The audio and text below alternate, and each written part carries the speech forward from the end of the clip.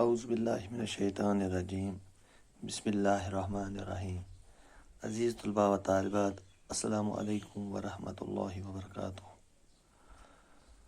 آج جو ہم سبق پڑھنے جا رہے ہیں وہ ہے 8ویں کتاب بہارستان اردو کی صفحہ نمبر 65 کا سبق آزمائش شرط ہے۔ تو بچوں، آپ اپنے کتاب کا صفحہ نمبر 65 نکالیں گے اور اس سبق کو بڑے غور سے دیکھیں گے۔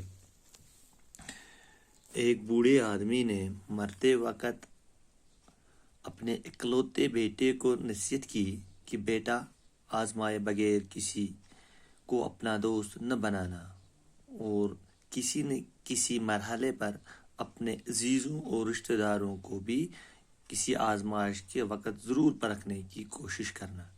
تو ایک شخص ہوتا ہے، ایک بزرگ ہوتے ہیں، ان کا ایک اکیلا بیٹا، ایک ہی بیٹا ہوتا ہے، اور وہ ان کو یہ نصیحت دے رہے ہیں، وصیت کر رہے ہیں کہ بیٹا، آپ یعنی کسی بھی شخص سے ایسی دوستی نہیں کرنا جب تک آپ اس کو آزمائش میں ڈالو، یا جو آپ کے دوست ہیں، جو آپ کے عزیز ہیں، پیارے ہیں، رشتہ دار ہیں، ان کو بھی کسی وقت آزمائش سے پرکھنا، یعنی ان پر بھی آزمائش کرنا کہ آیا یہ آپ کے حقیقی دکھ درد میں حصہ لینے والے ہیں یا یہ آپ کو وقتی دوست ہیں، تاکہ آئندہ کے لیے تمہیں تجربہ حاصل ہو، تاکہ جو آنے والے وقت میں آپ کو پتہ چل لے کہ میرا خیر خواہ کون ہے اور میرا دوست یا میرا دشمن کون ہے۔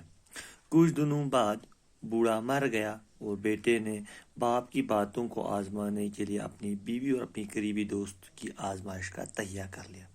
تو اب ایک واقعہ یہ ہو جاتا ہے کہ کچھ دنوں کے بعد اس شخص کے والد کا انتقال ہو جاتا ہے، جس نے اپنے بیٹے کو وصیت کی تھی، تو وہ مر جاتے ہیں، اور اب اس بیٹے نے، اس شخص نے یہ آزمائش جو ہے، جو باپ کی وصیت ہے، اس کو عملانے کی کوشش کی۔ تو سب سے پہلے یہ کوشش اپنے دوست اور اپنی بیوی پر یہ کوشش کرتا ہے۔ اس کا دوست بہت ہی چالاک تھا اور مقامی حاکموں کے لیے مخبری کا کام کرتا تھا، چونکہ جو اس کا دوست تھا وہ چالاک تھا، وہ بڑا تیز چالاک انسان تھا، اور وہ حکومت کے لیے مخبری جاسوسی کا کام کرتا تھا، اور اس نوجوان کے گھر بھی آیا جایا کرتا تھا اور اس کی بیوی کو بابی کہہ کر پکارتا تھا۔ تو وہ اس نوجوان کے گھر بھی آتا تھا اور اس کی بیوی کو بابی کے نام سے پکارتا تھا، یعنی اپنی دوست کی بیوی کو بابی کے نام سے پکارتا تھا۔ ایک روز نوجوان کسی کام سے شہر چلا گیا اور واپسی پر کسائی کی دکان سے سرپائی خرید لایا۔ تو ایک دن وہ شخص یہ بازار جاتا ہے اور شہر کی طرف روانہ ہوتا ہے، اور وہاں شام کو جب گھر کی طرف لوٹتا ہے تو سرپائی یعنی سر اور پاؤں، جانور کے سر اور پاؤں، بکری بھیڑ کے سر اور پاؤں خرید کے لاتا ہے۔ اس نے سوچا کہ اپنے مرحوم باپ کی نصیحت کو پرکھنے کے لیے ایک اچھا طریقہ ہے۔ تو شخص نے سوچا، چلو میں اب آزمائش کرتا ہوں، جو میرے باپ نے وصیت کی ہے، کہ چلو میں اس آزمائش کو آج دیکھتا ہوں کہ کیا یہ اس نے سچ کہا ہے، اس کی وصیت ٹھیک ہے یا نہیں ہے۔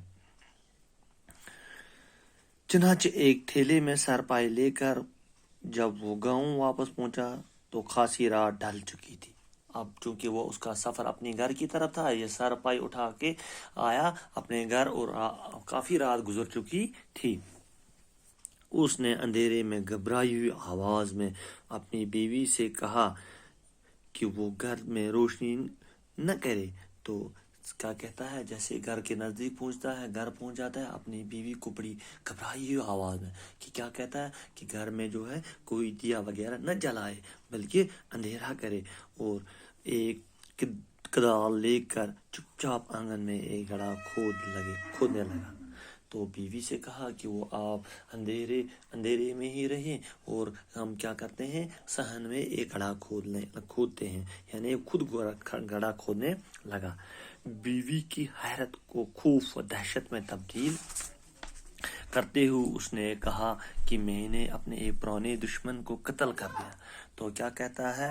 ہاں، بیوی کو یہ کہتا ہے کہ ماجرا یہ ہوا ہے، اس کی جو کیفیت ہے، اس کی حالت جو ہے، بیوی کی جو دہشت خوف جو اس میں دل میں ہے، وہ دہشت میں تبدیل کرواتا ہے۔ کہتا ہے کہ میں نے اپنے ایک پرانے دوست کو قتل کیا ہے اور اس کی کھوپڑی کو انتقاماً اپنے صحن میں دفن کرنا چاہتا ہوں، اور یہ کہتا ہے کہ میں اس کے بدلے میں، یعنی جو میرا انتقام ہے، جو میں اس کا بدلہ لینا چاہتا ہوں، اس کا تو میں نے قتل کیا ہے اور اس کی کھوپڑی کو اب میں اپنے صحن میں دفن کرنا چاہتا ہوں۔ بیوی چپ چاپ گڑا کھودتی رہی، اور اس کی جو بیوی تھی، جو پتنی تھی، وہ کیا کرتی ہے؟ دہشت میں آ کر خوف اس پہ طاری ہوا ہے اور گڑا کھود رہی ہے۔ اور نوجوان نے اپنے ہاتھوں سے تھیلے میں رکھی ہوئی دشمن کی کھوپڑی کو دفن کر دیا۔ تو اس شخص نے کیا کیا؟ جو تھیلے میں اس نے سر پائے لائے تھے، وہ اپنی بیوی کو یہ کہہ کر کہ یہ میرے دشمن کی کھوپڑی ہے، اس کو میں اس گڑھے میں ڈال دیتا ہوں، اور اس گڑھے میں ڈال دیا۔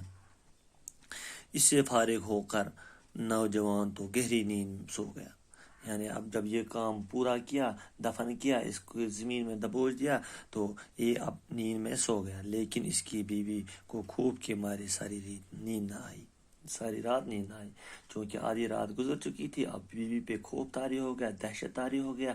اب وہ نہ سو سکی، نہ وہ اس کو سکون حاصل ہو رہا ہے، کیونکہ وہ اب خوف زدہ ہو چکی تھی۔ صبح کو نوجوان کہیں کام کرنے کے لیے چلا گیا۔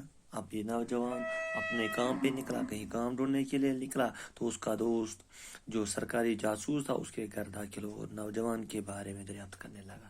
تو یہ جو اس کا دوست ہے، اس کے گھر آ جاتا ہے، اس کے بارے میں اپنے دوست کے بارے میں معلوم کرتا ہے کہ وہ کہاں گیا ہے۔ اس نے دیکھا کہ نوجوان کی بیوی کے چہرے پر ہوائیں اڑ رہی ہیں۔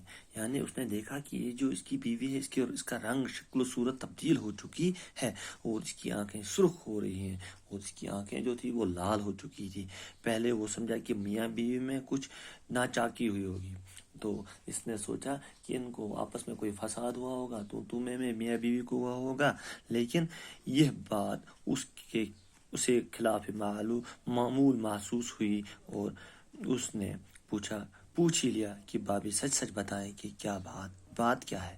تو جب اس کو یہ معلوم ہوا کہ آیا یہ تو میں کی حالت نہیں ہے، تو اس نے صاف اس سے کہا کہ آپ صاف ظاہر کریں کہ وجہ کیا ہے، آپ یہ خوف طاری، آپ کی آنکھیں سرخ کیوں ہو چکی ہیں، لال کیوں ہو چکی ہیں، آپ پہ خوف طاری کیوں ہے۔ تو بچوں، یہ تھا آج کا سبق۔ انشاءاللہ کل ہم اس کے آگے دیکھیں گے۔ باقی وسلام۔